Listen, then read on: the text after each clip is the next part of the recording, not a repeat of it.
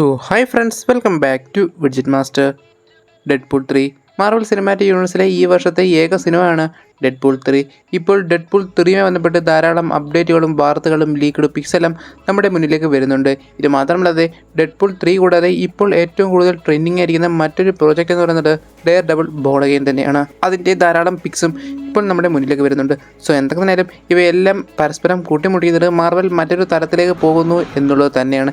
ഇത് മാത്രമല്ലാതെ ഇനി മാർവലിലെ ഏറ്റവും അടുത്തൊരു ഗ്രൂപ്പായിട്ട് മാറാൻ സാധ്യതയുള്ള എക്സ്മെൻസും ഇപ്പോൾ മാർവലുമായിട്ട് നല്ല രീതിയിൽ കണക്ട് ആകുകയും ചെയ്യുന്നുണ്ട്. എന്തൊക്കെ നേരം നമ്മൾ ഇന്ത്യയിൽ നോക്കാൻ പോകുന്നത് എങ്ങനെയായിരിക്കും മാർവലും ഇതുകൂടാതെ ബാക്കിയുള്ള യൂണിവേഴ്സുകൾ പ്രത്യേകിച്ച് എക്സ്മെൻസ് എല്ലാം മാർവലുമായിട്ട് കണക്ട് ചെയ്യാൻ പോകുന്നത് എന്നുള്ളതിനെ പറ്റിയിട്ടുള്ള ഒരു ചെറിയ ചർച്ച തന്നെയാണ്. അതുകൊണ്ട് തന്നെ നമുക്ക് വീഡിയോയിലോട്ട് കിടക്കാൻ പറ്റും. നിങ്ങൾ എൻ്റെ ഈ ചാനലിലെ വീഡിയോ കാണുന്നെങ്കിൽ ഈ ചാനൽ ഒന്ന് സബ്സ്ക്രൈബ് വരെ കാണാൻ അവൾ ചെയ്യുക. ഞാനിപ്പോൾ പുതിയ നിങ്ങളുടെ വിഷയം എന്താണ്? Let's start.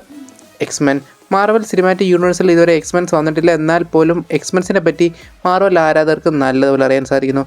എന്നാൽ മാർവൽ സിനിമാറ്റിക് യൂണിവേഴ്സിലേക്ക് എക്സ്മെൻ പൂർണ്ണമായിട്ടും വന്നു എന്ന് ചോദിച്ചാൽ തീർച്ചയായിട്ടും വന്നു എന്ന് തന്നെ ഇപ്പോൾ നമുക്ക് പറയേണ്ടിയിരിക്കുന്നു.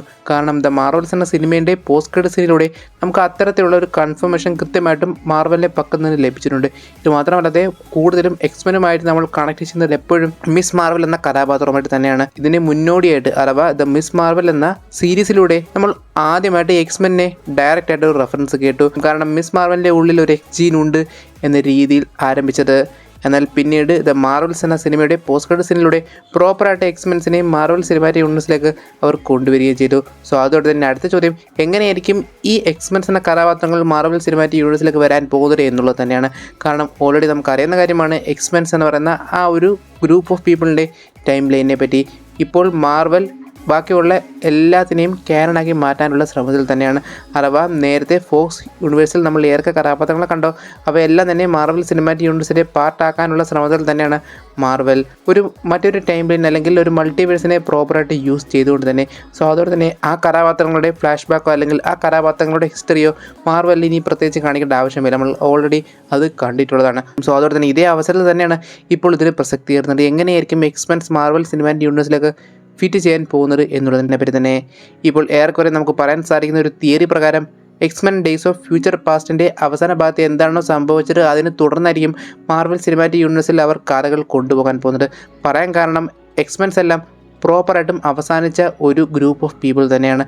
അഥവാ ലോഗൻ 2030 മരിച്ചതോട് തന്നെ എക്സ്മെൻ മുഴുവനായിട്ടും അവസാനിച്ചു. അഥവാ എക്സ്മെൻസിൻ്റെ അവസാനം കൃത്യമായിട്ട് പറഞ്ഞു കഴിഞ്ഞാൽ ലോകൻ്റെ അവസാനത്തോടുകൂടി എക്സ്മെൻ പൂർണ്ണമായിട്ടും അവസാനിച്ചു. ആ ഒരു യൂണിവേഴ്സ് മുഴുവനായിട്ടും ഇല്ലാതായി. അതേസമയം എക്സ്മെൻ ഡേയ്സ് ഓഫ് ഫ്യൂച്ചർ പാസ്റ്റിൽ ഒരു പാരലൽ യൂണിവേഴ്സ് അവർ തന്നെ ക്രിയേറ്റ് ചെയ്ത് വെച്ചിട്ടുണ്ടായിരുന്നു.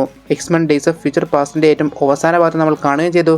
സിനൻസ് ഇപ്പോൾ ജീവനോടെ ഇല്ല, എല്ലാവരും പൂർണ്ണമായിട്ടും നശിച്ചു. അതേസമയം എക്സ്മെൻസ് ഇപ്പോഴും നിലനിൽക്കുകയും ചെയ്യുന്നു. പ്രൊഫസർ എക്സ് ഉണ്ട്, അല്ലെങ്കിൽ പ്രൊഫസർ സേവിയർ ഉണ്ട്, പുള്ളിയുടെ മാൻഷനുണ്ട്. എന്തൊക്കെയാണോ നടന്നത് അത് അതുപോലെ തന്നെ നടക്കുകയും ചെയ്യുന്നുണ്ട്. എന്നാൽ ഇപ്പോൾ നമുക്ക് ഈ ഒരു തിയറി പ്രകാരം മനസ്സിലാക്കാൻ സാധിക്കുന്നത് ഇതിന് തുടർന്നുള്ള കഥകളായിരിക്കും നമ്മൾ എക്സ്മെൻ്റെയും ഇതുകൂടാതെ MCUവിൻ്റെയും ഇടയിലിട്ട് കാണാൻ പോകുന്നത് എന്നുള്ളത് തന്നെയാണ്. അഥവാ എക്സ്മെൻ ഡേയ്സ് ഓഫ് ഫ്യൂച്ചർ പാസ്റ്റിൻ്റെ ഏറ്റവും ഒടുവിലായിട്ട് നമ്മൾ കണ്ടിട്ടുള്ളത് ഒരു അൾട്ടർനേറ്റീവ് യൂണിവേഴ്സാണ്, അല്ലെങ്കിൽ ഒരു പാരലൽ യൂണിവേഴ്സ്. ഈ പാരലൽ യൂണിവേഴ്സിലൂടെ ആയിരിക്കും മാർവൽ അവരുടെ കഥ പറയാൻ പോകുന്നതും. അതോടെ തന്നെ മെയിൻ ടൈം ലൈനിൽ എന്തൊക്കെ സംഭവിച്ചോ അതൊന്നും തന്നെ ഇതിനെ ബാധിക്കുകയില്ല. അത് നടന്ന കാര്യം തന്നെയാണ്, അത് അവസാനിച്ചു. അതേസമയം പാരലായിട്ട് ഒരു കഥ കൂടി മാർവൽ പറയുക തന്നെ ചെയ്യുന്നു. ഏറെക്കുറെ എക്സ്മെൻ ഡേയ്സ് ഓഫ് ഫ്യൂച്ചർ പാസ്റ്റിൻ്റെ ഏറ്റവും ഒടുവിലായിട്ട് നമുക്ക് കാണാൻ സാധിച്ചിരുന്നു. നമ്മൾ അവിടെ കണ്ട ബീസ്റ്റിനെ തന്നെയാണ് ഏറെക്കുറെ നമുക്ക് മാർവൽസ് എന്ന സിനിമയുടെ അവസാന ഭാഗത്ത് കണ്ടിട്ടുള്ള ആ ഒരു ബീസ്റ്റും. രണ്ടും ഏറെക്കുറെ സിമിലർ ആണ്. ഇത് മാത്രമല്ലാതെ നമ്മൾ കാണുന്ന ആ ഒരു സ്ഥലം എന്ന് പറയുന്നത് പ്രൊഫസർ സേവിയർ എക്സിൻ്റെ ആ ഒരു മാൻഷൻ തന്നെയാണ്. പുള്ളിയുടെ അണ്ടർഗ്രൗണ്ടിലായിട്ടുള്ള ആ ഒരു സയൻസ് ലാബ് തന്നെയാണ് നമ്മളവിടെ കാണുന്നതും. അതോടെ തന്നെ മാർവൽ എങ്ങനെയായിരിക്കും ഇതിനെ ഫിറ്റ് ചെയ്യുന്നത് എന്നുള്ളതിനെ പറ്റിയ ഒരു ഐഡിയ നിങ്ങൾക്കിപ്പോൾ ലഭിച്ചെന്ന് മനസ്സിലാക്കാൻ സാധിക്കുന്നു. എന്നാൽ അതേസമയം നമ്മൾ ഇതുമായി ബന്ധപ്പെട്ട് കൂടുതൽ ഇനി കാണാൻ പോകുന്നത് തീർച്ചയായും ഡെഡ്പൂൾ എന്ന സിനിമയിലൂടെയുമായിരിക്കും.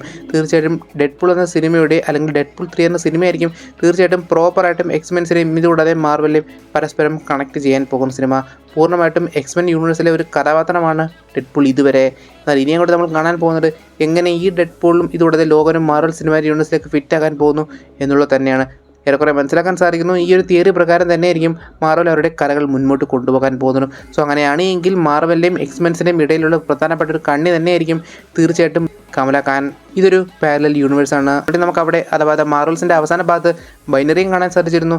പുള്ളിയുടെ കയ്യിലായിട്ട് 2 ബ്രേസ്ലെറ്റും കാണാൻ സാധിച്ചു, അഥവാ പവർഫുൾ ക്വാണ്ടം ബ്രേസ്ലെറ്റ് തന്നെ. അതോടെ തന്നെ എന്ത് തന്നെ സംഭവിക്കാനും ചാൻസ് ഏറെ കൂടുതലാണ്.